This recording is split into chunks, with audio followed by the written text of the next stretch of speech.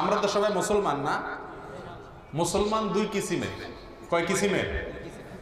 এক প্রকারের মুসলমান হলো মুসলমান বাই চান্স, আরেক প্রকারের মুসলমান হলো মুসলমান বাই চয়েস। মুসলমান বাই চান্স মানে হলো বাই চান্সে মুসলমান হয়েছে। বাই চান্সে মুসলমান বুঝেন? মা বাপ মুসলমান, তাই আমরা ইসলাম আমরা বুঝে শুনে পড়ালেখা করে জেনে আল্লাহর কাছে দোয়া করে দরখাস্ত করে ইসলাম পাই নাই। মা বাপ মুসলমান, তাই আমরা কি এটাকে বলে চান্সে মুসলমান। আমরা সবাই হলাম চান্সে। আরেক প্রকারের মুসলমান আছে যেটাকে বলে মুসলমান বাই চয়েস। তারা কারা? যারা ইসলামকে জেনে বুঝে ইসলাম কি, কেন ইসলাম মানতে হবে, কেন ইসলাম একমাত্র আল্লাহর মনোনীত দিন, এ সম্পর্কে জানার পরে, স্টাডি করার পরে, বিশ্বাস হওয়ার পরে কালিমা পাঠ করে ইসলাম গ্রহণ করেছে, এদেরকে বলা হয় মুসলমান বাই চয়েস। সাহাবা ইকরাম রিদওয়ানুল্লাহি তাআলা আলাইহিম আজমাইন, ওনারা কি মুসলমান বাই চান্স ছিলেন না মুসলমান বাই চয়েস ছিলেন? বাই চয়েস ছিলেন। কেন? কারণ তারা জন্মসূত্রে, পৈতৃক সূত্রে মুসলমান ছিলেন না। ওনারা ইসলামকে বুঝার চেষ্টা করেছেন, তারপরে ইসলাম গ্রহণ করেছে। ঠিক না বেঠিক? এখন মুসলমান বাই চয়েস হওয়া তো পরের কথা, ইসলামকে এটাই বুঝি না আমরা। প্রিয় ভাইরা আমার, ধনী দুই প্রকার। পয়সাওয়ালা ধনী কয় প্রকার? দুই প্রকার। এক প্রকারের ধনী আছে পৈতৃক সূত্রে ধনী। পৈতৃক সূত্রে ধনী বুঝেন তো? বাপ দাদা বড়লোক ছিল, ওয়ারিশ সূত্রে সম্পদ পায়া ধনী হয়ে গেছে, এটাও এক প্রকারের ধনী। ঠিক না বেঠিক? আরেক প্রকারের ধনী হলো পৈতৃক সূত্রে ধনী না, নিজের চেষ্টা করে কষ্ট করে ঘাম ঝরিয়ে পয়সা কামাই করে ধনী হয়েছে। আছে না নাই? প্রথম প্রকার ধনী আর দ্বিতীয় প্রকার ধনীর মধ্যে পার্থক্য কি? পার্থক্য হলো যে পৈতৃক সূত্রে ধনী হয় তার কাছে সম্পদের মূল্য সে বুঝে। ঠিক না বেঠিক? এই জন্য পৈতৃক সূত্রে ধনী বেশি দিন ধন সম্পদ ধরে রাখতে পারে। আর যারা কষ্ট করে মাথার ঘাম পায়ে ঝরিয়ে পরিশ্রম করে পয়সা কামাই করে ধনী হয়, সে টাকার মর্ম বুঝে না। বুঝে না। যার ফলে কষ্ট করে যারা ধনী হয় এরা কিন্তু সহজে টাকা পয়সা নষ্ট করে না, এদের সম্পদ টেকসই হয়, টিকে। কথা কি বুঝতেছেন? আর যার টাকা কামাই করতে কষ্ট লাগে নাই, ওর টাকা কিভাবে নষ্ট হয় সে নিজেও জানে না, একসময় ফকির হয়ে যায়, কারণ বাবা কষ্ট করে কামাই করছে। ঠিক না বেঠিক? আমাদের যেহেতু মুসলমান, আমরা বাই চান্স মুসলমান, কষ্ট করে মুসলমান হওয়া লাগে নাই, বাই চান্সে মুসলমান হয়ে গেছি। এই জন্য ইসলামের কদর আমাদের কাছে, যারা কষ্ট করে ইসলাম গ্রহণ করেছে তাদের কাছে ইসলামের মর্ম আছে, তাদের জীবন চলে যাবে, ইসলামের ছোট কোনো বিষয় পর্যন্ত তারা ছুটতে দিবে না, কারণ অনেক কষ্ট করে ইসলাম তারা পেয়েছে। ঠিক না বেঠিক? আমরা যারা বাই চান্স মুসলমান, আমাদেরকে ইসলাম নতুন করে বুঝতে হবে, জানতে হবে, শিখতে হবে, নিজের ভিতরে ধারণ করতে হবে। আল্লাহ তাআলা আমাদের সেই তৌফিক দান করুন। প্রিয় ভাইরা আমার, ইসলাম পূর্ব যুগটাকে বলা হইতো জাহিলি যুগ। কোন যুগ বলা হইতো? জাহিলি যুগ। আইয়ামে জাহিলিয়াত বা জাহিলি যুগ, যেটাকে আমরা বলি মধ্যযুগীয় বর্বরতার যুগ, ইসলাম পূর্ব যুগ। সে যুগের মানুষদের কিছু বদ স্বভাব এবং দুশ্চরিত্র আছে, যেগুলো আমাদের ভেতরে মুসলমান হওয়ার পরেও আছে। কথা কি বুঝতেছেন? এরকম দুশ্চরিত্রগুলো যদি থাকে তাহলে আমরা প্রকৃত মুসলমান হওয়ার সুযোগ নাই। রাসূল করিম সাল্লাল্লাহু আলাইহি সাল্লাম এগুলোকে চিহ্নিত করে দিয়ে গেছেন যে এই এই কাজগুলা তোমরা মুসলমানরা করো, অথচ এগুলা আইয়ামে জাহেলিয়াতের যুগের কাফেরদের কাজ।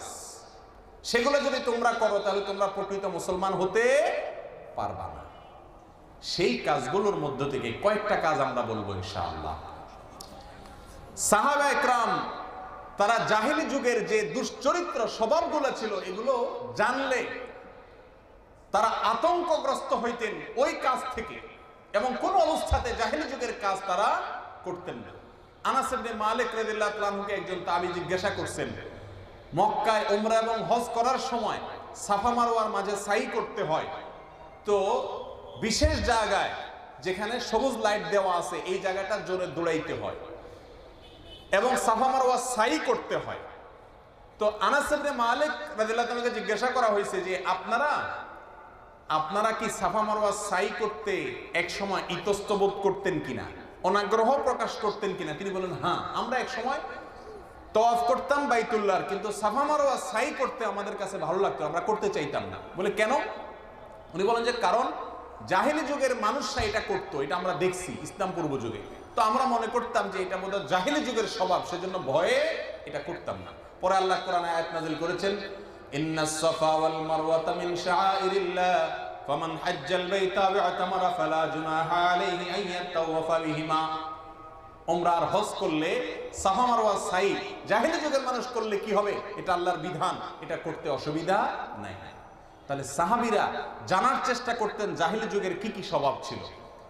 এখানে অনেক ভাইরা আছেন, অনেক ওয়াজ আপনারা জীবনে শুনছেন। আমি যদি জিজ্ঞাসা করি এমন একটা স্বভাবের কথা বলেন যেটা জাহেলি যুগের মানুষের মধ্যে ছিল, আমাদের মধ্যেও আছে, বলতে পারবেন? এমন একজন মানুষ হাত তোলেন, বলেন। হ্যাঁ, মদ খাওয়া। মুসলমানরা বেশিরভাগ মদ খায় না, আলহামদুলিল্লাহ। কি বলেন? বেশিরভাগ লোক কি মদ খায়? অল্প সংখ্যক লোকে মদ খায়, খুব সীমিত, ঠিক না বেঠিক? দেখুন, জাহেলি যুগের 7টি স্বভাব, এর ভিতরে 1 নম্বর স্বভাব হলো বংশ নিয়ে বড়াই করা, বিভিন্ন পরিচয়ের কারণে অহংকার করা, দাম্ভিকতা দেখানো, কোনো একটা গোষ্ঠীগত পরিচয়ের কারণে, সাম্প্রদায়িক পরিচয়ের ভিত্তিতে নিজেদের মধ্যে মারামারিতে লিপ্ত হওয়া, ঝগড়াঝাটিতে লিপ্ত হওয়া, দলবাজি করা, গ্রুপিং করা এবং একে অন্যকে তুচ্ছ তাচ্ছিল্য করা, নিজেকে শ্রেষ্ঠ মনে করা, এরকম বদ স্বভাব আমাদের ভিতরে আছে না নাই? একই জেলার মানুষ দুইজন একসাথে বলে আমরা দেশি, বলে কি বলে না? বলে আমরা একই দেশের মানুষ। এই একটা ছোট্ট বাংলাদেশ, তার মধ্যে আবার নোয়াখালীর দুইজন একসাথে বলে কি আমরা এক দেশি মানুষ, ঠিক না বেঠিক? চিন্তা করে, ওই নোয়াখালীর ভাইকে যদি কেউ কিছু বলে, ন্যায়সঙ্গত ভাবেও বলে, আরেক নোয়াখালীর ভাই হাতা গোছানো শুরু করে, ঠিক না বেঠিক? আমার দেশের কি কইছস? আর দেশীয় ডাক দাও, দেশি ভাই জলদি আয়, আমারে বাঁচা, ঠিক না বেঠিক? এই দুশ্চরিত্র আমাদের মধ্যে আছে না নেই? কোন বংশগত, অঞ্চলগত, ভাষাগত, সম্প্রদায়ের ভিত্তিতে, সাম্প্রদায়িকতার ভিত্তিতে যদি একে অন্যকে তাচ্ছিল্য করে, ছোট মনে করে, নিজেকে শ্রেষ্ঠ মনে করে, বা এই পরিচয়ের ভিত্তিতে যদি দলবাজি করে, গ্রুপিং করে, একে অন্যের সহযোগিতা করে, তাহলে এই চরিত্রটা জাহেলি যুগের মানুষের মধ্যে ছিল। কাদের মধ্যে ছিল? আইয়ামে জাহেলিয়াতের যুগের মানুষের মধ্যে। তারা একই বংশের লোক অন্য বংশের লোকের সাথে গন্ডগোল হলে মারামারি করত। আমাদের সমাজে এখনো সেটা আছে না নাই? এই বংশের লোক অন্য বংশের লোকের সাথে, এই বাড়ির লোক অন্য বাড়ির লোকের সাথে ঝগড়া লাগছে, ন্যায় কার অন্যায় কার দেখা দেখি নাই, আমার বাড়ির লোকের সাথে ঝগড়া লাগে, তাহলে আমার এখানে নামতে হবে, ঠিক না বেঠিক? এটা কোনো মুসলমানের চরিত্র হতে। আমার আপন মায়ের পেটের ভাইও যদি কারোর সাথে ঝগড়া লিপ্ত হয়, আমি দেখব অন্যায় কার। যদি অন্যায় আমার ভাইয়ের হয়, আমি বলবো আমার ভাই দোষী, আমি মাজলুম, যার প্রতি সে অন্যায় করেছে তার পক্ষে নেব, এর নাম মুসলমান। এই জিনিসটা কিন্তু ওয়াজ করা যত সোজা, আমল করা এত সোজা না। নিজস্ব লোক, আপনার জেলার লোক তো পরের কথা, মায়ের পেটের ভাই, অনেক সময় হয় না এরকম, ঝগড়া লাগছে, কিন্তু আমার ভাই অন্যায় করছে, আমি বুঝতেছি, কিন্তু যেহেতু ভাই আমার, এই জন্য ভাই পক্ষ নিয়ে বিপরীত পক্ষের মানুষকে দমাইতে হবে, এই না আমাদের মানসিকতা। মুসলমান সব সময় ন্যায়ের পক্ষে থাকবে, সেটা যদি নিজস্ব লোকের বিরুদ্ধে হয় তবুও করবে। আর জাহেলি যুগের মানুষ কি করত?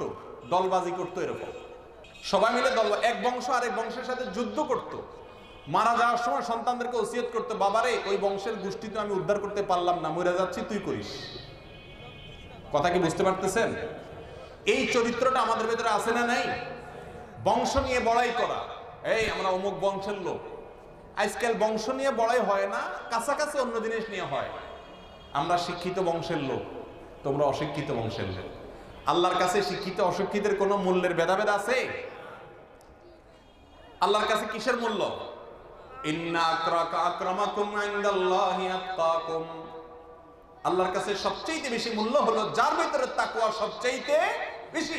একজন রিকশা চালক শ্রমিক ভাই আমার 5 ওয়াক্ত নামাজ পড়েন, আরেকজন বহুত বড় ডাক্তার, ইঞ্জিনিয়ার, ডক্টর, অনেক বড় নেতা, অনেক পয়সাওয়ালা, দুনিয়ার মানুষের কাছে তার শত মর্যাদা থাকতে পারে, আহকামুল হাকিমিন রব্বুল আলামিনের কাছে ওই নামাজ রিকশাওয়ালার মর্যাদা হাজার লাখ কোটি গুণ বেশি।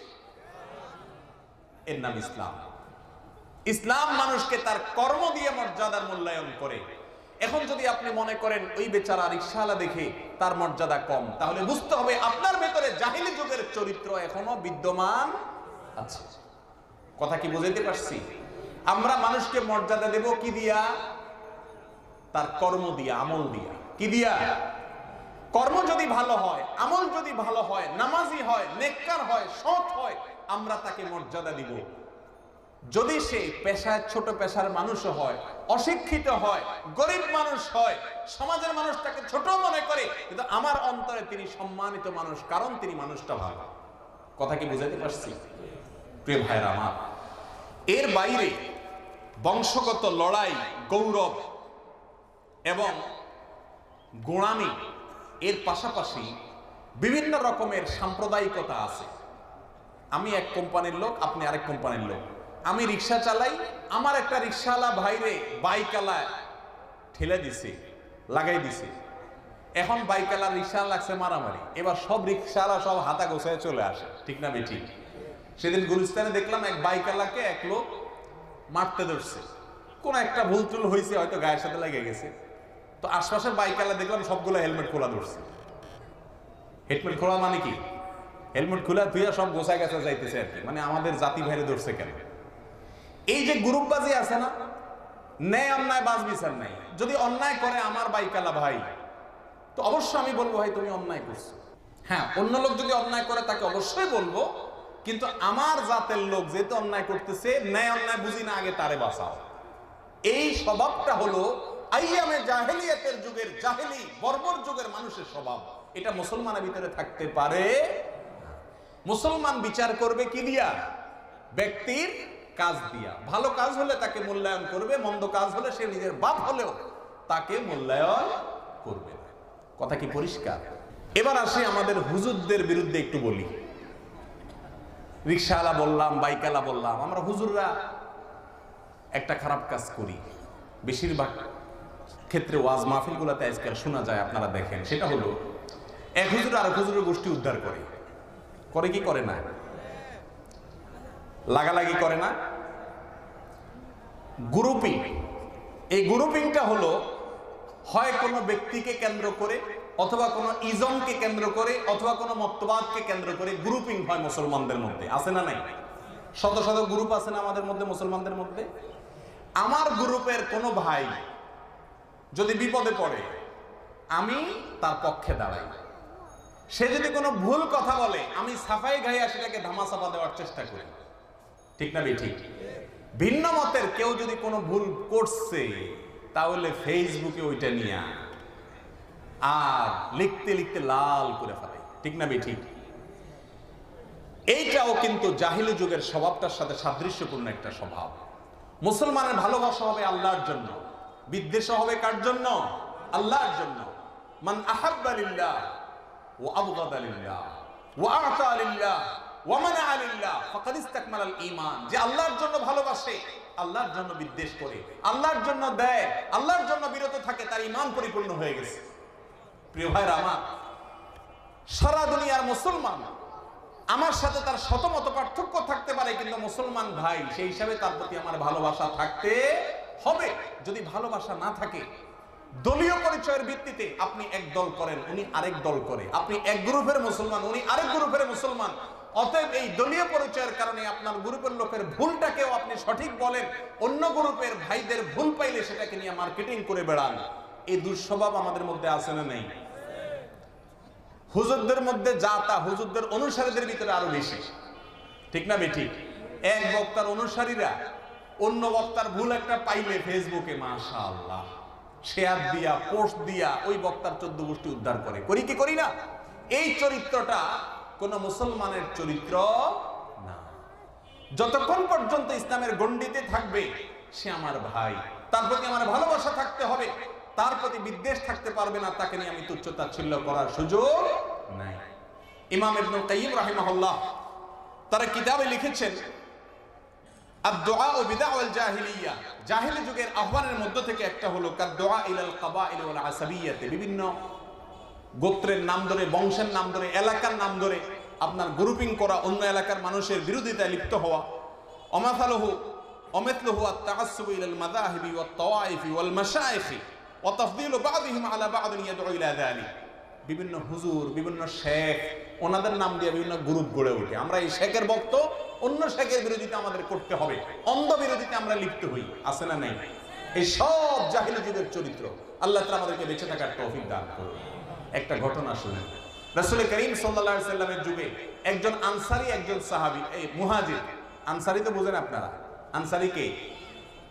যারা মক্কা থেকে হিজরত করে মদিনায় আসছেন তাদেরকে বলা হয় মুহাজির, আর যারা মদিনায় থেকে, মক্কা থেকে আসা মানুষদেরকে জায়গা দিয়েছেন তাদেরকে বলা হয় আনসার। এই আনসার এবং মুহাজির দুই সাহাবীর মধ্যে একবার গন্ডগোল লাগছে। লাগলে একজন আরেকজনকে একটা লাথি মারছে। মারলে যাকে মারছে উনি ওনার গোত্রের লোকদেরকে বলতেছে, ও আমার মুহাজির ভাইরা, ও আমার আনসার ভাইরা, দুইজনই যার যার লোকদেরকে ডাক দিছে। নবী সাল্লাল্লাহু আলাইহি সাল্লাম শোনার পরে বলছেন যে, মা বালু দাওয়াল জাহিলিয়া, আরে এই ডাক তো ইসলামের মধ্যে নাই, এটা তো জাহিলি যুগে ছিল, এই গ্রুপিং কেন? কিসের গ্রুপিং? মুহাজিররা মুহাজিরদেরকে ডাকতেছে, আসো আমাদেরকে বাঁচাও, আমারে মারছে আনসারী। আনসারী বলতেছে, আসো আমার সাথে ঝগড়া লাগছে মুহাজিরে, আমাদেরকে বাঁচাও। তাহলে এই যে গ্রুপিং, এটাকে নবী সাল্লাল্লাহু আলাইহি ওয়াসাল্লাম জাহিলি যুগের ডাক বলেছেন। এরপরে বলেছেন দাউহা ফাইন্নাহা মুনতিনা, খবরদার তোমরা এরকম গ্রুপিং করবা না, এটা দুর্গন্ধযুক্ত জাহিলি যুগের স্বভাব। আল্লাহ তাআলা আমাদের সবাইকে এই স্বভাব থেকে বেঁচে থাকার তৌফিক দান করুন। মুসলিমের হাদিসে আসছে, নবী সাল্লাল্লাহু আলাইহি ওয়াসাল্লাম বলেছেন, আরবাউন মিন ফি উম্মতি মিন আমরিল জাহিলিয়াতি লা ইয়াতরুকুনাহুম, চারটা স্বভাব আছে আমার উম্মতের মধ্যে থাকবে, জাহিলি যুগের স্বভাব, কিন্তু থাকবে কোথায়? মুসলমানদের মধ্যে। কে বলেছেন? রাসূল আকরাম সাল্লাল্লাহু আলাইহি ওয়াসাল্লাম বলেছেন, ভবিষ্যৎবাণী করেছেন। এই চারটা স্বভাব ছিল জাহিলি যুগে, কিন্তু মুসলমানদের মধ্যে এটা থাকবে, থাকা উচিত নয়।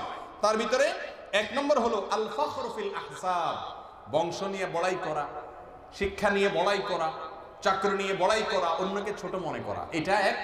দুই নম্বর ওয়াত্তানু ফিল আনসাব, একে অন্যকে ঘায়েল করা, অন্য বংশের লোককে ঘায়েল করা। ইদানিং স্কুল কলেজে এক ধরনের খেলা হয়, আপনারা খেয়াল করছেন হয়তো, টেলিভিশন চ্যানেলগুলোতেও হয়। সেটা হলো, বাংলাদেশের মধ্যে কয়েকটা জেলা আছে যেগুলার ভাষা একটু আউলা জাউলা, যেমন নোয়াখালী, বরিশাল, সিলেট, চট্টগ্রাম, একটু ভিন্ন না কিছুটা।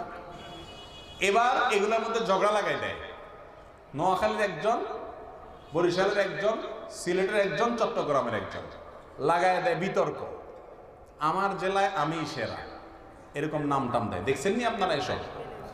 এবার নোয়াখালীর লোক শ্রেষ্ঠত্ব প্রমাণ করে যে আমার জেলা মতো শ্রেষ্ঠ কোনো জেলা নাই, আমাদের জেলা ভর্তি হইতে গেছে বিজ্ঞান কলেজে, আমরা সবারই মেহমানদার করছি, থাকার ব্যবস্থা করছি, দেখছো নোয়াখালীর মানুষ কত ভালো। বরিশালের মানুষ বলে, হায় রে বরিশাল ইলিশ ছাড়া তো দুনিয়ায় অন্ধকার, তারা তাদের এলাকার ফজিলত বয়ান করে, আর নোয়াখালীর 14 গোষ্ঠী উদ্ধার করে। সিলেটের জন্য বলে, আরে আমরা সিলেট ছাড়া কি চলবে, সে সিলেটিয়া মাতিয়া সিলেটের ফজিলত বয়ান করে, অন্যদেরকে ঘায়েল করে। চট্টগ্রামের ভাইও একই কাজ করে কি করে না? এই যে এক একটা অঞ্চল ভিত্তিক গ্রুপিং, একে অন্যকে তাচ্ছিল্য করা, এটা জাহিলি যুগের স্বভাব। কোন যুগের স্বভাব? জাহিলি যুগের স্বভাব। এটা কোনো মুসলমানের ভিতরে থাকা উচিত নয়। নাম্বার 3, ওয়াল ইসতিসকাউ বিন নুজুম, তারকার কাছে বৃষ্টি প্রার্থনা করা। কার কাছে? অথবা তারকার অবস্থান দেখে বৃষ্টি হওয়া না হওয়ার বিষয় নিরূপণ করা। এটা এই যুগে সরাসরি ওইভাবে নাই, অন্যভাবে আছে। কোন কোন এলাকাতে এখনো বৃষ্টি না হলে ডাকডোল পিটায়, তবলা বাজায়, গান বাদ্য আয়োজন করলে নাকি কি হবে? বৃষ্টি হবে। আরো অনেক রকমের কুসংস্কার আছে, আল্লাহ মাফ করুক। ওয়ান নিয়াহাত, 4 নম্বর হলো আপনজন মারা গেলে মাতম করা। মাতম করা বুঝেন আপনারা? কোন প্রিয় মানুষ দুনিয়া থেকে চলে গেলে আমাদের সবার কষ্ট হয় না? কষ্ট হইলে আমরা কাঁদতে পারি। আমাদের প্রিয় নবী সাল্লাল্লাহু আলাইহি ওয়াসাল্লাম তার সন্তানের মৃত্যুতে তিনি কাঁদতেছিলেন, চোখের পানি পড়ছে। সাহাবীরা বলে, ইয়া রাসূলুল্লাহ, আপনিও কাঁদেন? আপনি আল্লাহর নবী, ছেলে চলে গেছে এই বিপদে, আপনিও কাঁদেন? তিনি বলছেন, হ্যাঁ, প্রিয়জনের বিরহের বেদনা কার না হয়, আমারও হয়, তাই চোখের পানি আসছে। আপনার বাবা, আপনার মা, আপনার স্বামী, আপনার স্ত্রী, আপনার সন্তান, আপনার ভাই বোন, প্রিয় কেউ মারা গেলে আপনার কষ্ট লাগবে, চোখের পানি আসবে, এটা দোষের না। কিন্তু আসলে কিছু লোক দেখবেন জামার বোতাম ছিঁড়ে ফেলা, সব আসার ফিসার শুরু করে, নিজের বুকে নিজে ছাপড়ায়, আছে না নেই? এই টাইপের মানুষগুলোকে নবী সাল্লাল্লাহু আলাইহি ওয়াসাল্লাম বলছেন, এরা আমার উম্মত হতে পারে না, এরা আমার উম্মত হতে পারে না। এবং এটা জাহেলি যুগের স্বভাব। প্রিয় ভাইরা আমার, মুসিবত কার পক্ষ থেকে আসে? যত রকমের বিপদ আপনার জীবনে আসবে, আপনি যদি ঈমানদার হয়ে থাকেন, আল্লাহর ফয়সালায় আপনাকে সন্তুষ্ট হতে হবে যে আল্লাহ তাআলা আমার জন্য এই ফয়সালা করছেন। আমি চাইছি একটা জিনিস পাইতে, কিন্তু আল্লাহ দিলেন না। প্রকৃতি ঈমানদার হলে হেসে দিবে যে আমার আল্লাহ আমার জন্য এটা ফয়সালা করেন নাই, হয়তো আমার জন্য এটা না হওয়াটাই ভালো। ছোট বাচ্চাদেরকে দেখবেন অনেক কিছু চায়, বাপ মা দেয় না, ঠিক না বেঠিক? আইরে টানাটানি করে, মোমবাতি ধরাইছেন আপনি, সে এখানে হাত দিবে। পোলাপান চেষ্টা করে কি করে না? 4-5 বছরের পোলাপান, আপনি যদি হাত দিতে না দেন কি করে? খুশি মানে মেনে নেয়, কান্নাকাটি শুরু করে দেয়। আরে ওর যদি মুখের ভাষা থাকতো, আমার মনে হয় ও বলতো যে আমার বাপ মার মতো অমানুষ, এরকম একটা পাষাণ দুনিয়াতে নাই, আল্লাহর জমিনে নাই। এত সুন্দর একটা জিনিস জলজল করে জ্বলতেছে মোমবাতির আগায়, একটু ধরে শান্তি করুন। বাপেও দেয় না, মায়ও দেয় না, একটা বারের জন্য দে বাবা, না, দিচ্ছে না। বাচ্চার কষ্ট হয় না? ও কান্নাকাটি করে না? কিন্তু ও যতই কাঁদুক, বাপ মা দেয় কেন? দেয় না। সে মনে করতেছে এখানে হাত দিলে জান্নাতে ঢুকে যাবে, আসলে সে জাহান্নামে ঢুকবে। এই জিনিসটা কে জানে? মা বাপ জানে, সে বুঝে না। প্রিয় ভাইরা আমার, আমরা অনেক কিছু আশা করি। অনেক যুবক আছে একটা মেয়েকে ভালোবাসছে, হারাম ভালোবাসা, তাকে বিয়ে করবে, কিন্তু হইল না নসিবে। তো দুঃখের চোটে আর বিয়েই করে না, সেকা টাকা খাইয়া বিয়েই করে না। আছে না নাই? এরকম কপাল পড়া আছে না নাই? এরকম নির্বোধ মানুষ আছে না নাই? সেকা খাইয়া বিয়েই করে না। কত বড় নির্বোধ, চিন্তা করে।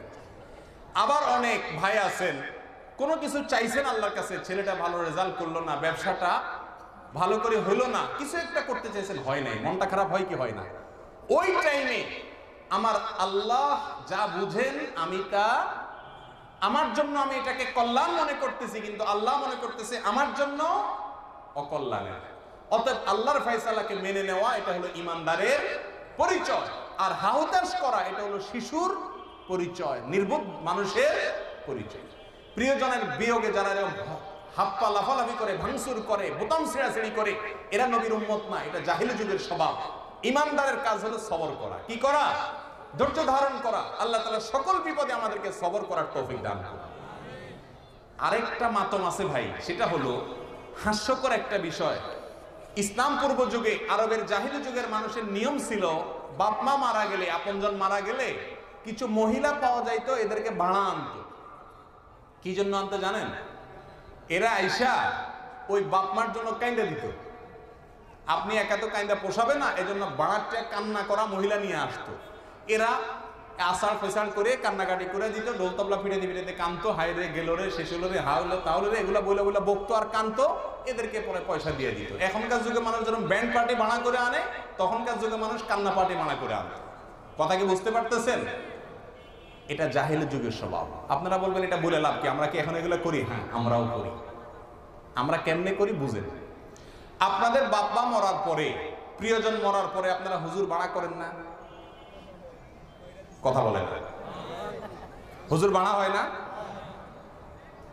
10টা হাফেজ নিয়ে আসে, আইসা হাফেজ সাহেব কোরআন তেলাওয়াত করে, খতম দেয়, তসবিহ পড়ে, কত কিছু পড়ে, পড়ে এরপরে দোয়া করে তুলা সব হুজুর মিলা কেন্দ্রে কেটে দেয়।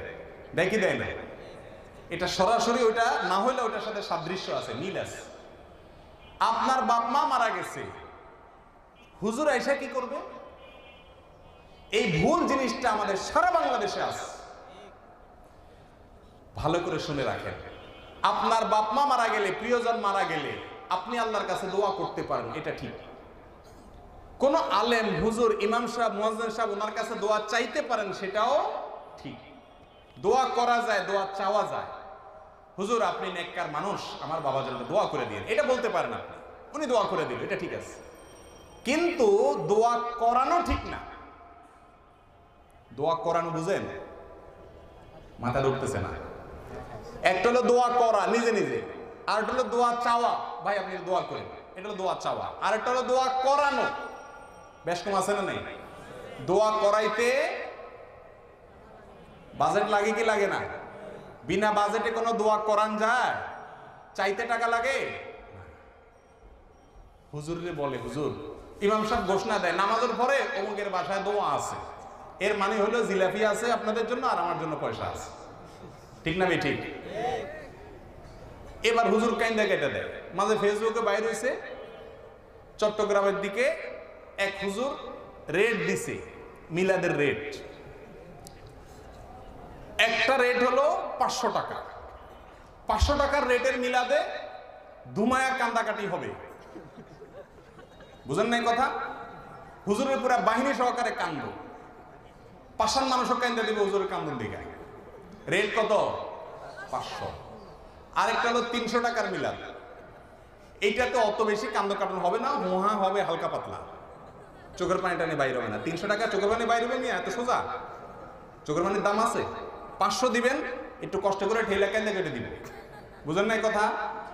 আরেক মিলাদ আছে 100 টাকার মিলাদ, কোনো কান্নার কাহিনী নেই, শুধুমাত্র কিছু দোয়া কয়ে আমিন কয়ে চলে যাবো টাকা টাকা। 3 রেট। কথা কি বুঝতে পারতেছেন প্রিয় ভাইরা আমার? এটা একটা ভুল, এটা আমরা করি। আপনার মা বাপ মারা গেছে, আপনি আল্লাহর কাছে হাত তোলেন, আপনি বলতেছেন আমি গুনাহগার, আমার দোয়া কি আল্লাহ কবুল করবে? আল্লাহ ইবলিসের দোয়া কবুল করছে, আপনি কি ইবলিসের চাইতে খারাপ? আমার কথা বুঝতেছেন আপনারা? ইবলিস আল্লাহর কাছে দোয়া করছে, আল্লাহ আনজিরনি ইলা ইয়াউমি ইউবআসুন, কিয়ামত পর্যন্ত আমাকে হায়াত দাও। আল্লাহ যখন রাগান্বিত ওই মুহূর্তে দোয়া করছে, আল্লাহ সাথে সাথে দোয়া মঞ্জুরও করছে। ইবলিসের দোয়া যদি আল্লাহ কবুল করে, আপনার দোয়া করবেন না?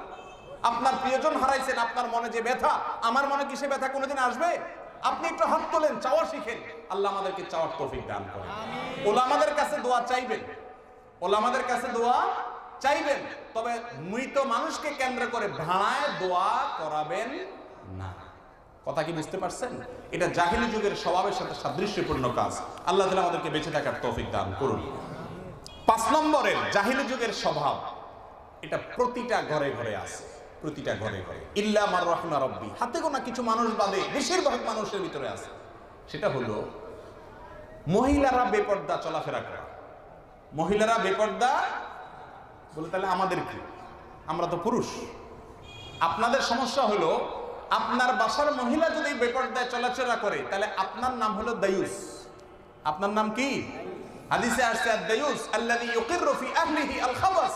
দায়ুস বলা হয় ওই ব্যক্তিকে যার স্ত্রী, যার বোন, যার মা, যার অধীনস্থ মহিলা বেপর্দায় চলাফেরা করে, সে নির্লজ্জের মতো, বেহায়ার মতো সেটাকে সমর্থন করে, চুপচাপ থাকে। ভাইরা আমার, আপনার স্ত্রী বা বোন যদি খোলামেলা রাস্তাঘাটে চলাফেরা করে, অন্য পুরুষরা তাকে দেখে সাজা গোজা অবস্থায় তার চেহারা এবং সৌন্দর্য দেখে কখনো ভালো চিন্তা করবে? সম্ভব? সবাই পুরুষ, সবার সঙ্গে পুরুষত্ব আছে, আপনারা ভালো করে জানেন। আল্লাহ তাআলা সৃষ্টি করেছেন এমন ভাবে, মেয়েদেরকে দেখলে বেপর্দা খোলামেলা দেখলে পুরুষের মনে বাজে চিন্তা হয় নাকি হয় না? আসতে বলতেছেন কেন? যদি কারোর না হয়, হয় সে অসুস্থ, আর না হলে সে মিথ্যুক। কোনো সন্দেহ আছে? হয় সে মিথ্যুক পুরুষ, আর না হলে অসুস্থ, তাকে ডাক্তার দেখানো উচিত। ঠিক না ঠিক? ও ভাই আমার, আপনার স্ত্রীকে যখন আপনি বেপর্দা নিয়ে বের হচ্ছেন, বাহিরে যাওয়ার সময় মহিলারা সাজগোজ করে, বাসা ভিতরে পেতনির মতো থাকে। ঠিক না ঠিক? তার সৌন্দর্য তার স্বামীকে দেখাবে, সেখানে পেতনির মতো থাকে। আর বাইরে যারা তার সৌন্দর্য দেখার অধিকার নাই, যাদের জন্য দেখা আল্লাহ তাআলা হারাম করে দিয়েছেন, যারা তাকে মহারণা দেয় নাই, যারা তার ভরণ পোষণ দেয় না, যারা আগাছা, তাদের জন্য সাজগোজ করে বাহিরে যায়। এর কোনো যুক্তি থাকতে পারে? আপনারা বলেন, এর কোনো যুক্তি থাকতে পারে? সাজগোজ তো বাসায় হবে, মুসলমান নারী বাসায় সাজগোজ করবে, বাহিরে সাজগোজ আজকাল বোরকা বাইরে হয়েছে মাশাআল্লাহ, এমন বোরকা, ওই বোরকার উপর আবার আরেকটা বোরকা পরানো দরকার, ঠিক না বেঠিক? কি কারুকাজ! এত কারুকাজ থাকলে তো মানুষ ওই বোরকার ঝলক দেখে এমনি মহিলার দিকে তাকাইতে হবে, এত টাইট যে শরীরের সমস্ত অঙ্গ প্রত্যঙ্গ ফুটে ওঠে, ঠিক না বেঠিক? এই জিনিসটা জাহিলিয়ত যুগে ছিল। এই যুগে বোরকা পড়লে কয় খেত, বোরকা পড়লে কি বলে? খেত তো বুঝেন, মানে আনস্মার্ট। আর খোলামেলা উদাম বেপরদা চলাফেরা বললে বলে কি? আধুনিক, স্মার্ট, ঠিক না বেঠিক? আল্লাহ কোরআনে কি বলতেছে শুনে, যালিকা আদনা আন ইউরাফনা, জাহিলি যুগের মহিলারা, তাদের মধ্যে কে সম্ভ্রান্ত জাত বংশের ভালো আর কে কৃতদাসী কাজের মহিলা এবং অমুসলিম এবং সাধারণ নিকৃষ্ট সমাজের, এটা বুঝতো কি দিয়ে জানেন? যারা খোলামেলা চলতো বুঝতো যেগুলা বাজারি, আর যারা বোরকার সাথে চলতো তাদেরকে মনে হতো এরা সম্ভ্রান্ত মহিলা। এই যুগেও সেটা আছে। বোরকা পরে যে মহিলারা চলে, যত অসভ্য আছে, যত বেয়াদব আছে, যত ইফতিজার আছে, যত নারীকে উত্ত্যক্তকারী আছে, তাদের কাছেও কিন্তু বোরকা পরা মহিলাটা সম্মানের, ঠিক না বেটি? বলে চাচি, বোরকা ভিতরে থাকলে কি বলে? চাচি বললে মহিলারা মন খারাপ করে, মেয়েরা মন খারাপ করে। আরে আমি ইয়াং মানুষ, বোরকা খুলে দেখাইতাম, আমার আফা বলতো। এখন বোরকা পরাতে বলে কি? চাচি। আচ্ছা, চাচি বললে কি সম্মান দেয়া হলো না অসম্মান করা হলো? সম্মান দেয়া হলো, মানে মায়ের মর্যাদা দেয়া হলো, ঠিক না বেঠি? কিন্তু যদি আফা বলে, ভাবি বলে, তাহলে ডাল মে কুচ কালা হয় কি নিহি, ভেজাল আছে না নেই? আফা বা ভাবি বলে বাজে চিন্তা করার সম্ভাবনা আছে না নেই? প্রিয় ভাইরা আমার, নিজেদের, আমার স্ত্রীকে আমি বাইরে নিয়ে যাব, মানুষ দেখবে, দেখে দেখে হারাম স্বাদ নিবে। আমার ভিতরে ন্যূনতম যদি ঘৃণাবোধ থাকে, আত্মসম্মান বোধ থাকে, এটা কোনোদিন সম্ভব। শিয়াল সব সময় মুরগির স্বাধীনতা চায়। শিয়াল কিসের স্বাধীনতা চায়? শিয়াল বলে, ও দুনিয়ার মুরগিরা, ও দুনিয়ার মোরগেরা, তোমরা আর খোঁয়াড়ে কতদিন থাকবা? এটা অবিচার, এটা জুলুম। এই মানুষেরা তোমাদেরকে বন্দী করে রাখতে চায়, খুলে বের হয়ে আসো, জগৎটাকে দেখো। এরপর বাইরে আসলে বাবা মতো খাপ করে ধরে, ঠিক না বেঠিক? যারা মেয়েদের পর্দাকে মনে করে এটা শৃঙ্খলা, যারা মেয়েদের পর্দাকে মনে করে এর ভিতরে থাকার কারণে তারা বন্দী, এদেরকে বাইর হয়ে আসার আহ্বান জানায়। এগুলো সবগুলো অসভ্য শিয়াল। এই সবগুলো আমাদের মা বোনদেরকে রাস্তায় নামিয়ে তাদের ইজ্জত হরণ করতে চায়। প্রিয় ভাইরা আমার, যেই মহিলা সত্যিকার অর্থে পর্দা করে, সেই মহিলার দিকে কেউ বাজে চিন্তা করার সুযোগই পায় না, ঠিক না বেঠিক? কারণ তার রূপই দেখে না, সুযোগ কোত্থেকে পাবে? এই জন্য নিজের বাসার মহিলাদেরকে পর্দা করাবেন তো ইনশাআল্লাহ। পর্দা করাইলে লাভ কার হবে? নিজের হবে। পর্দা নারীর জন্য সেফটি, নিরাপত্তা। জিনিস যত দামি হয় বাক্স তত মজবুত হয়, ঠিক না বেঠিক? কম দামা জিনিস কম দামা বাক্সে রাখা হয়। নারীকে আল্লাহ তাআলা সম্মানজনক করে সৃষ্টি করেছেন, এই জন্য এটাকে পর্দার সাথে রাখতে হয়। জাহিলি যুগের এই স্বভাবটা আমাদের সমাজে আছে যে আমাদের মা বোনরা বেপর্দায় চলে। চলে কি চলে না? আল্লাহ কোরআনে বলছেন, ওয়াকারনা ফি বুয়ুতিকুন্না ওয়ালা তাবাররুজনা তাবাররুজাল জাহিলিয়াতিল উলা। ও মুসলিম মেয়েরা, বাসায় অবস্থান করো, বাইরে যদি যেতে হয় পর্দার সাথে যাও। অশ্লীল ভাবে, খোলামেলা ভাবে বাইরে যেও না। এটা জাহিলি যুগের মানুষের স্বভাব। কোন যুগের মানুষের স্বভাব? জাহিলি যুগের মানুষের স্বভাব। যারা বোরকা পরে স্মার্ট, আর যারা বোরকা পরে না, খোলামেলা থাকে, এরা হলো সে জাহিলি যুগের মানুষ। এরা পশ্চাৎপদ। পশ্চাৎপদ বুঝেন তো? পিছনের দিকে টানে, আনস্মার্ট। আর আধুনিক নতুন হলো বোরকা। বোরকার আগে কি ছিল দুনিয়াতে? খোলামেলা ছিল, অসভ্যতা ছিল এবং বর্বরতা ছিল। আল্লাহ তাআলা আমাদের মা বোনকে পর্দার ভিতরে থাকার তৌফিক দান করুন। হাদিসে আসছে, আদ-দায়ুসু লা ইয়াদখুলুল জান্নাহ। কিছু লোক আছে, এরা যত নামাজ কালাম পড়ুক, কপালে সেজদার দাগ পড়ে যাক, কোনো লাভ হবে না, জান্নাতে যেতে পারবে না। এর ভিতরে এক কিসিমের মানুষের নাম হলো দায়ুস, ওই পুরুষ বা ওই মানুষ যে তার পরিবারের মহিলারা বেপর্দায় চলাফেরা করে কিন্তু তার মাথায় কোনো ব্যথা নাই, সে তাদেরকে পর্দা রাখার চেষ্টা করে না। এই লোক যত নামাজ কালাম পড়ুক জান্নাতে যেতে। অনেক হাজী সাহেব দেখবেন মাশাআল্লাহ হজ করতে করতে শেষ, সিজদা করতে কপালে দাগ ফেলে দিয়েছে, দান করতে করতে ইমাম সাহেব দোয়া করতে করতে জান্নাত পার করে দেয়, কিন্তু তার মেয়ে বেপর্দায় চলে। আছে না নেই? প্রতিজ্ঞা করেন সবাই, আল্লাহ তাআলা আমাদেরকে আমল করার তৌফিক দান করুন। নাম্বার 6 নম্বর জাহিলি যুগের স্বভাব হলো ভাই গণকদের কথায় বিশ্বাস করা। কাদের কথা বিশ্বাস করা? গণকদের কাছে যাওয়া। এখন এগুলো আছে না নাই? লিটন দেওয়ান নাম শুনছেন আপনারা? পত্রিকায় অ্যাডভার্টাইজ দেয়, চিশতি না, লিটন দেওয়ান চিশতি। ওনার কাছে গেলে আপনার ভাগ্য বলে দিবে উনি আপনার কপালে কি আছে। আরে বাপরে বাপ, অতীত তো সবাই জানে, যাই হোক অতীত বর্তমান ভবিষ্যৎ সব জানে কে? লিটন দেওয়ান। আর আল্লাহ কোরআনে বলতেছেন আলিমুল গায়বি ওয়াশ শাহাদা, আল্লাহর পরিচয় হলো আল্লাহ তাআলা ভবিষ্যতে কি হবে জানেন। ভবিষ্যতের জ্ঞান আল্লাহ ছাড়া আর কারো, এমনকি নবীদেরকে যদি কেউ মনে করে যে তারা ভবিষ্যতে সবকিছু জানতেন, কোন বুজুর্গকে, আল্লাহর কোন ওলিকে, নেককার মানুষকে যদি মনে করে তারা সবকিছু জানতেন ভবিষ্যতের, তাহলে এটা হলো আল্লাহর সঙ্গে শিরিক করা। যেটা শুধুমাত্র আল্লাহর জন্য, ওইটা অন্য কারোর জন্য করলে এটা হলো আল্লাহর সঙ্গে শিরিক করা। আর আল্লাহর সঙ্গে শিরিক করা হলে ইন্নাল্লাহা লা ইয়াগফিরু আন ইউশরাকা বিহি, আল্লাহ তাআলা সেই অপরাধ মাফ করবেন। যদি কেউ মনে করে অমুক পিসা হুজুর ভবিষ্যৎ জানে, অমুক বাবায় ভবিষ্যৎ জানে, লিটন দেওয়ান চিশতি ভবিষ্যৎ জানে, তাহলে তার ঈমান থাকবে? আল্লাহ কোরআনে তার রাসূলকে স্বয়ং বলতেছেন কুল লা আ'লামুল গায়ব, হে রাসূল আপনি মানুষকে বলে দেন বিশ্বাস করো ভবিষ্যতে কি হবে আমি জানি না, আল্লাহ যেটা জানান শুধু সেটা জানেন।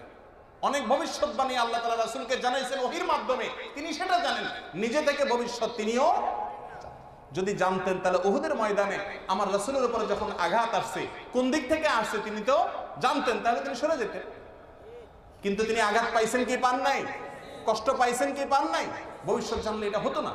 লিটন দেওয়ান চিশতি পেটে পাড়া দিলে সূরা ফাতিহা বাইর হবে কিনা সন্দেহ, এগুলো ভবিষ্যৎ জানে। আমার রাসূল যদি ভবিষ্যৎ না জানে, ওই লিটন দেওয়ান চিশতি ভবিষ্যৎ দূরের কথা, তো সূরা ফাতিহাই জানে না। ঠিক না ভাই? ঠিক। অথচ আমরা সহজ সরল মুসলমানরা তাদের কাছে যাইতে যাই না। আবার রাস্তার মোড়ে মোড়ে দেখবেন চিঠির খাম কতগুলো নিয়ে বসছে, টিয়া পাখি নিয়ে বসছে। রেল স্টেশনগুলোতে দেখা যায়, যা বলে ভাই আমার ভবিষ্যৎটা বলেন তো, তো পাখি একটা চিঠি বাইর করে, ওর ভিতরে কি লেখা আছে, এটা আপনার ভবিষ্যৎ। হায় রে মুসলমান, ঈমান রাস্তা রাস্তায় বিলি করে দিচ্ছে।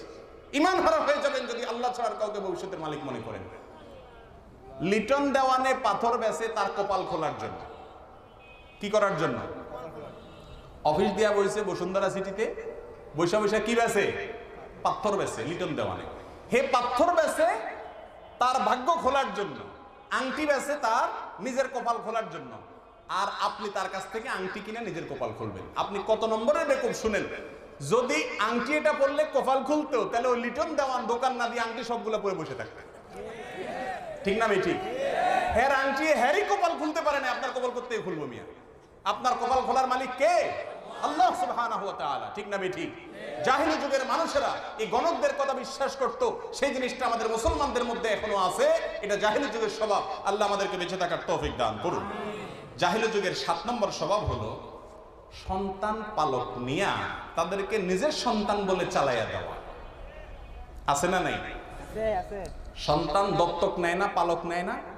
বিশেষ করে যাদের ছেলে মেয়ে হয় না তারা সন্তান পালক নেয়, নিয়া ওইটাকে নিজের ছেলে মেয়ে হিসাবে সমাজে পরিচিত করে। যারা সন্তান লালন পালন করেন শতকরা 100, হাজারে 1-2 জন হয়তো বাদ থাকতে পারে, ম্যাক্সিমাম মানুষ এই ভুলটা করে। হারাম এবং জাহিলি যুগের স্বভাব। আল্লাহ কোরআনে আয়াত নাযিল করেছেন উদউহুম লিআবাইহিম। সন্তান যদি কোনো বাচ্চা যদি লালন পালন করেন এটা সওয়াবের কাজ। একটা গরিব মানুষ লালন পালন করতেছে না, বাচ্চা করার ক্ষমতা নাই, আপনি তার বাচ্চাটা এনে পালন করে দিলেন, এটা কাজটা ভালো। কাজটা কি? কিন্তু 2 নম্বরে যদি করেন, তার বাবা মার পরিচয়টাকে ছিনতাই করে নিয়ে আসেন, তাহলে সেটা জায়েজ না। টাকা দিয়া সবকিছু কিনা যায়, পিতৃত্ব মাতৃত্ব এগুলো কেনা যায় না। ওই সন্তানকে যে মা গর্ভে ধারণ করেছে, যে বাবা জন্ম দিয়েছেন, মৃত্যু পর্যন্ত এবং কিয়ামত পর্যন্ত ওই সন্তানের বাবা, তাই তিনি মাও ওই মহিলা, আপনারা তাকে লালন পালন করলে কোনোদিন তার মা বাবা হতে পারেন।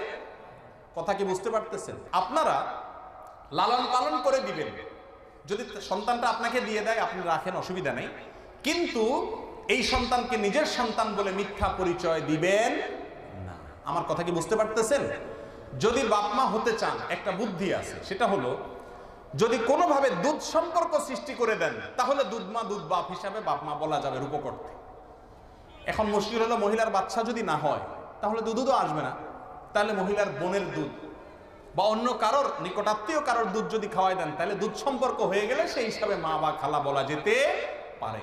কিন্তু বেশিরভাগ যারা সন্তান লালন পালন করে তারা এগুলা দেখে একজনও দেখে না, বলে আমার ছেলে, ছেলেরে শিখায় আমার বাপ বল, এর মা বল, ঠিক না বেঠিক? বাচ্চা ছোটবেলাতে পড়তে পড়তে বড় হয়, এরপরে বুড়া বয়সে যদি শুনেও তার বাপ মা আছে তাও সে মেনে নিতে চায় না, কারণ এদের কাছে বড় হয়েছে সে, ঠিক না বেঠিক? এই ভুলটা আমাদের সমাজে আছে। আপনি লালন পালন করেন কিন্তু চিটারি করবেন না, ওকে বলবেন বাবারে তোর জন্মদাতা বাবা একজন আছে, গরিব মানুষ, খাওয়াইতে পারে না, দিয়ে দিছে। তোর মা একজন আছে, আপনার ওই সন্তানের জন্য কর্তব্য হলো তার জন্মদাতা মা বাবার সাথে সদাচরণ করা। আর এরা যেহেতু লালন পালন করে বড় করছে, এদের সাথেও সদাচরণ করবে, অসুবিধা নেই। কথা কি বুঝতে পারছেন? তাহলে এই ভুলটা আছে না নাই আমাদের সমাজে? এটা জাহিলি যুগের স্বভাব। আমাদের রাসূল করিম সাল্লাল্লাহু আলাইহি সাল্লাম যায়েদ ইবনে হারিসা রাদিয়াল্লাহু তাআলা আনহু নামে একজন সাহাবীকে লালন পালন করতেন, পালক পুত্র ছিলেন। পরে সাহাবীরা বলাবলি করতে লাগলেন যায়েদ ইবনে মুহাম্মদ, যায়েদ ইবনে মানে মুহাম্মদের ছেলে যায়েদ। আল্লাহ তাআলা সঙ্গে সঙ্গে আয়াত নাযিল করে দিয়েছেন, উদউহুম লিআবাইহিম, খবরদার মুহাম্মদের পুত্র যায়েদ নয়, যায়েদ ইবনে হারিসা বলো, কারণ এই মুহাম্মদের সন্তান না, মুহাম্মদের পালক পুত্র হলে আসল পুত্র হয় না। আল্লাহ তাআলা আয়াত নাযিল করেছেন এবং হাদিসের ভিতরে আসছে এটা জাহিলি যুগের স্বভাব ছিল। আল্লাহ তাআলা আমাদেরকে বেঁচে থাকার তৌফিক দান করুন। 8 নম্বর জাহিলি যুগের স্বভাব হলো কোন নেতৃত্ব এটা থেকে বের হয়ে যাওয়া, খারিজি হয়ে যাওয়া। খারিজি হওয়া বুঝেন? মুসলমানদের জামাত থেকে কোন মুসলিম শাসক থাকলে কোরআন হাদিস অনুযায়ী পরিচালনা করলে তার আনুগত্য থেকে বের হয়ে যাওয়া, এটাকে বলা হয় খারিজি হয়ে যাওয়া। এই খারিজি যারা হয়ে যায়, এই খারিজি হয়ে যাওয়ার চরিত্র এটা জাহিলি যুগের চরিত্র। আপনি কোন একটা জায়গায় আছেন, আপনার নেতা আছে, আপনার আমির আছে, আপনি তার অধীনে আছেন, কিন্তু তার কথা মানলেন না, কথায় কথা বিদ্রোহ করলেন। এই চরিত্রটা কাদের মধ্যে ছিল? জাহিলি যুগের মানুষদের ভিতরে ছিল। তারা এগুলোর জন্য লড়াই করত এবং রাসূল করিম সাল্লাল্লাহু আলাইহি ওয়াসাল্লাম বলেছেন, মান খারাজা মিনাত তাআতি ওয়া ফারাকাল জামাআ সুম্মা মাতা মিতাতান জাহিলিয়া, যে ব্যক্তি আনুগত্য থেকে বের হয়ে গেল এবং মন গড়া সে এরকম ভাবে যে কারোর সাথে যায় তথাকথিত জিহাদের নামে আপনার ইহুদি খ্রিস্টানদের বিভিন্ন চক্রান্তের ফাঁদে পা দিল, না জেনে যেখানে সেখানে জিহাদ, যার অধীনে জিহাদ করছে জানে না কার অধীনে জিহাদ করছে, সে কি ইহুদিদের গুপ্তচর না হাকিকি মুজাহিদ জানে না, অজানা কোন সোর্সের অধীনে গিয়ে জিহাদ শুরু করে দিল। এরকম যদি হয় সেটাকে, এবং সেখানে মারা গেলে সেটাকে জাহিলি মৃত্যু বলা হয়েছে। কথা কি বুঝতে পারছেন? তো এটাও জাহিলি যুগের কর্মকাণ্ডের মধ্য থেকে একটি, বা জাহিলি যুগীয় স্বভাবের মধ্য থেকে একটি। এর ভিতরে আরেকটা হলো সাম্প্রদায়িকতার কারণে। যত প্রকার সাম্প্রদায়িকতা আছে এ সমস্ত বিশেষ আল্লাহর সন্তুষ্টি ছাড়া অন্য কোনো ধান্দায়, অন্য কোনো কারণে যদি যুদ্ধ করে, লড়াই করে জীবন দেয়, এই মৃত্যু হলো জাহিলি মৃত্যু। আল্লাহ তাআলা আমাদেরকে বোঝার তৌফিক দান করুন। 9 নম্বর এবং সর্বশেষ পয়েন্ট হলো যত প্রকার গুনাহ এবং অপরাধ আছে এই সবগুলা জাহিলি যুগের স্বভাব। রাসূল করিম সাল্লাল্লাহু আলাইহি সাল্লাম বিভিন্ন হাদিসের আলোকে ইমাম বুখারী রাহিমাহুল্লাহ একটা অধ্যায় রচনা করেছেন, বাবুল মাআসি মিন আমরিল জাহিলিয়া। যত প্রকার গুনাহ, অপরাধ, পাপাচার, কবিরা গুনাহ আছে এই সবগুলা জাহিলি যুগের চরিত্র। এই সকল অপরাধ থেকে সবচেয়ে বড় অপরাধ শিরিক করা। সবচেয়ে বড় অপরাধ কি করা? আল্লাহর সঙ্গে শিরিক করা। আমরা অনেকে মুসলমান হয়েও আল্লাহর সঙ্গে শিরিক করি কি করি না? মুখে অনেকে শিরিক করে, এটার ফলে ঈমান থেকে খারিজ হবে না, কিন্তু এটা শিরকে আসগর। সেটা হলো এমন কথা বলে যেটা ঈমানের সঙ্গে যায় না। যেমন অনেক সময় আমরা বলি উপরে আল্লাহ নিচে তুমি, এরকম বলি কি বলি না? কোনো একটা কাজ, কঠিন একটা কাজ একজন চেয়ারম্যান সাহেবের কাছে আছে, নেতা সাহেবের কাছে আছে, তো যাইয়া তারে পাম্পটি দেওয়ার জন্য বলি কি? বলি উপরে আল্লাহ আর নিচে আপনি। তার মানে উপরে তো আল্লাহ আমার কাজটা দেখবে আর নিচে আপনি আছেন, দোনো সত্তা মিলে জুলে আমার কাজটা করবে। এটা কি ঈমানের সঙ্গে যায়? মুসলমানের সমস্ত কর্ম সম্পাদনকারী কে? আল্লাহ সুবহানাহু ওয়া তাআলা। অতএব আল্লাহর সঙ্গে আবার বলে আল্লাহও লাগে, বলে কি বলে না? মানে শুধু আল্লাহ হয় না, নাউজুবিল্লাহ। আল্লাহও লাগে, ইল্লাও লাগে। ইল্লা মানে কি? ইল্লা মানে ঠিল্লা। ইল্লা মানে কি? ইল্লা মানে হলো আল্লাহ শুধু আল্লাহ হয় না, নাউজুবিল্লাহ। আল্লাহ লাগে, উসিলা লাগে, আপনারা মানুষজন সবাই মিলেজুলে করবেন। শুধু আল্লাহ করতে পারেন এই বিশ্বাস তার নাই। এটা কি ইমানদারের কথা? এগুলো শিরক আসগর, কথার ভুল। এটা সবচেয়ে বড় অপরাধ, শিরক। এরকম অগণিত শিরক আসগর আমরা কথার মাধ্যমে করি। আবার অনেক লোক আছে, অনেক ভাইরা আছেন, সন্তান হয় না, মাজারে চলে যায়। যায় কি যায় না? মাজারে কেন যায়? মাজার আল্লাহর কাছে গিয়ে দোয়া করলে কি আসবে? সন্তান আসবে। অনেকের ব্যবসা উন্নতি হয় না, সেখানে চলে যায়। নেতারা নির্বাচন করার আগে মাজারে চলে যায়, ঠিক না ঠিক? মাজার আল্লাহর কাছে যায় চাইলে বলে কিছু পাওয়া যাবে। আবার শ্লোকও গায়, খাজারে তোর দরবার হতে কেউ ফেরে না খালি হাতে। আর কিছু না নেয়, হালুয়া নিয়ে আসে। সিলেটের মাজারের বাইরে হালুয়া বেছে, বাসি হালুয়া। আর কিছু না আনো, এটা হালুয়া কিনে নিয়ে আসে। কথা কি বুঝতে পারছেন? আমাদেরকে দেওয়ার মালিক কে? মুসলমানের যত কিছুর প্রয়োজন হবে সিজদায় পড়ে যাবে। সহিহ মুসলিমের হাদিসে নবী সাল্লাল্লাহু আলাইহি ওয়াসাল্লাম বলেছেন, আকরাবু মা ইয়াকুনুল আবদু মির রাব্বিহি ওয়া হুয়া সাজিদ। বান্দা আল্লাহর সবচেয়ে নিকটে চলে যায় যদি বান্দা সিজদায় চলে যায়। ও ভাই, আপনার কিছু চাওয়ার দরকার, আপনার মনে ব্যথা, ওযু করে সিজদায় পড়ে যান। সিজদায় গিয়ে আল্লাহকে বলেন, সরাসরি আল্লাহর কাছে পৌঁছায় যায়। কার কাছে পৌঁছায় যাবে?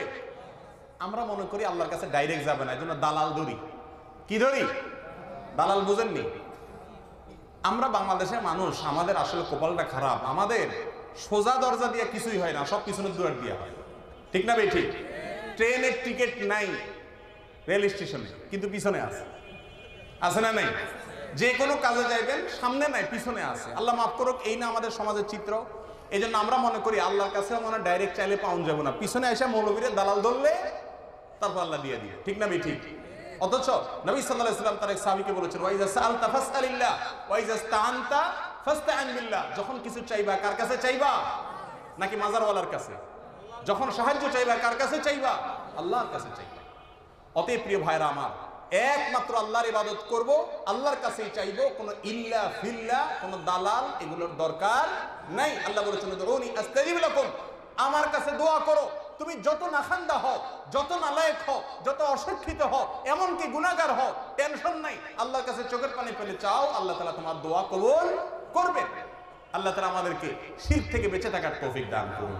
প্রিয় ভাইরা আমার, এরকম যত রকমের অপরাধ আছে সবগুলা জাহেলি যুগের কাজ। শিরকের পরে, কুফরির পরে আল্লাহর জমিনে সবচেয়ে বড় অপরাধ হলো নামাজ ত্যাগ করা। কি ত্যাগ করা?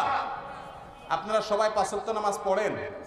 আওয়াজ বেশি আসে নাই, আমার কথা শেষ ভাই। নামাজ সবাই পড়েন 5 ওয়াক্ত? থামান, আতুরায়া মানুষের শরম দিতে চাই না ভাই। আমাদের দেশে একটা কথা আছে, নামাজ না পড়লে কি হয়েছে, আমার ইমান ঠিক আছে। এই কথা বলে কি বলে না মানুষ? বলে নামাজ না পড়লে কি হয়েছে, ইমান। আরে বাপ রে বাপ, কি পাওয়ারফুল ইমানদার! নামাজ পড়ার পরে ওনার ইমান কি আছে? দাঁত মাজে না, ব্রাশ করে না, দাঁত না মাজলে কি হয়েছে, আমার দাঁত পরিষ্কার আছে। এই লোকের কথা আর বেনামাজির এই দাবি, দুইটার ভিতরে কোনো পার্থক্য। ইমামদের অনেকে বলেছেন ইচ্ছাকৃত নামাজ না পড়লে সে কাফের পর্যন্ত হয়ে যায়, যদি ইমাম আবু হানিফা রাহিমাহুল্লাহর মত ভিন্ন। কিন্তু নামাজ না পড়ে মুমিন দাবি করা, এটা মিথ্যা দাবি। প্রিয় ভাইরা আমার, আর কিচ্ছু না করতে পারেন, শিরিক থেকে বাঁচেন, 5 ওয়াক্ত সালাত আদায় করেন, হক হালালি খান, চরিত্র খারাপ করেন না, ইনশাআল্লাহ সহজে জান্নাতে চলে যেতে পারবেন। আল্লাহ তাআলা আমাদের সবাইকে জান্নাতে একত্রিত হওয়ার তৌফিক দান করুন। কোরআন এবং হাদিস অনুযায়ী আমাদের জীবনকে আল্লাহ তাআলা গড়ার তৌফিক দান করুন। এবং জাহিলি যুগের যে স্বভাবগুলোর কথা শুনলাম, এগুলো থেকে আল্লাহ তাআলা আমাদেরকে বেঁচে থাকার তৌফিক দান করুন।